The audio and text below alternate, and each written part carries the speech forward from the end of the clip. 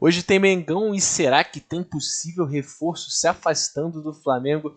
Eu me chamo João Felipe, sou ADM do RN Sincero e estou aqui hoje num ambiente diferente, né?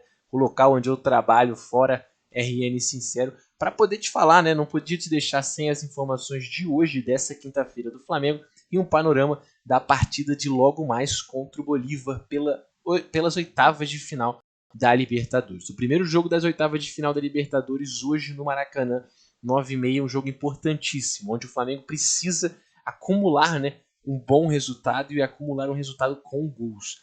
A gente sabe que o segundo jogo vai ser lá em La Paz, na altitude, então uma condição climática, né, assim, geográfica terrível para o Flamengo e para os seus jogadores, um nível de altitude altíssimo, os jogadores sentem muito e isso acaba sofrendo, né, respingando no desempenho dos atletas. Então, no panorama assim geral da partida, antes dos jogos iniciarem, a gente sempre diz: é importantíssimo fazer o resultado no jogo de casa para depois poder administrar lá na altitude. O Flamengo que na fase de grupos perdeu por 2-1 lá na Bolívia, mas no Maracanã venceu com tranquilidade, goleando a equipe boliviana. E a gente espera que hoje seja da mesma maneira. O GE trouxe para a gente aqui, ó, a equipe titular que vai enfrentar o Bolívar de hoje. Lembrando que o Flamengo tem os desfalques do Vinha e do Cebolinha, que saíram machucados na última partida. Mas para o time titular, né, a principal perda é a do Cebolinha, que hoje vai ser substituído, né, pelo Luiz Araújo. O GE traz aqui, ó, o provável Flamengo enfrenta o Bolívar é o seguinte: Rossi, Wesley, Fabrício Bruno, Léo Pereira e Ayrton Lucas. No meio, Eric Pulgar, De La Cruz, Arrascaeta, Gerson, Luiz Araújo e Pedro.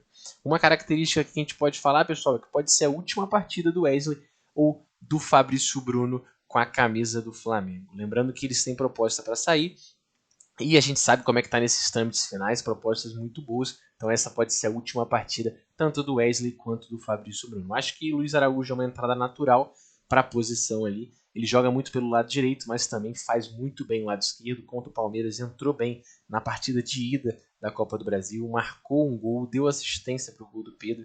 Então eu acho que de cara assim a gente não perde tanto com a entrada do Luiz Araújo. Acho também que o Tite podia dar uma mudada no estilo de jogo dele e colocar um 4-4-2, talvez o Gabriel Barbosa, o Gabigol, né, junto com o Pedro. Algo similar que aconteceu em 2022, quando a gente também perdeu um ponto esquerda por uma lesão de ligamento. O caso foi o Bruno Henrique. E aí o Dorival trouxe o time para o 4-4-2 com o Pedro, com o Gabigol.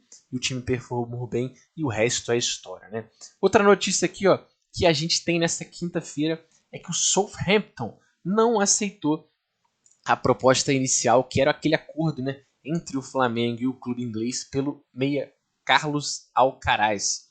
Então, o Flamengo que não é o tenista, tá, pessoal? O Flamengo que tinha um acordo com o meia argentino e com o clube inglês de 18 milhões de euros, agora o clube inglês pede ou 18 milhões de euros mais o zagueiro Iago, que é da base, ou o meia Vitor Hugo, ou então pagar 25 milhões de euros pelo meia argentino. Para quem não conhece, acho que para o torcedor brasileiro, né, do Flamengo, esse nome Carlos Alcaraz é só ligado ao tênis, a galera não tem esse conhecimento inteiro sobre o meio-campo argentino, mas ele foi revelado pelo Racing, já jogou também na Juventus, emprestado pelo Southampton.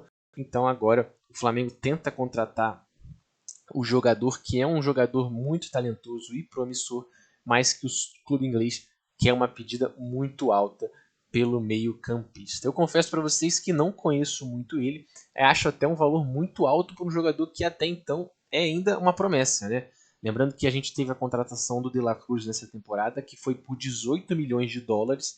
Então, a contratação do melhor jogador do continente da América do Sul foi por 18 milhões de dólares e a gente estaria contratando um jogador ainda mais caro, mas que em campo ainda é uma promessa. Acho que pode ser muito válido, porque sai daquela busca, né, por contratações de nomes de peso que a diretoria sempre busca, aquelas contratações clichê, mas o valor dá uma assustada. Mas vamos ver o que os próximos dias separam pra gente. O que eu ia pedir para vocês agora, pessoal, é deixar aqui o seu palpite nos comentários para o jogo de logo mais, né?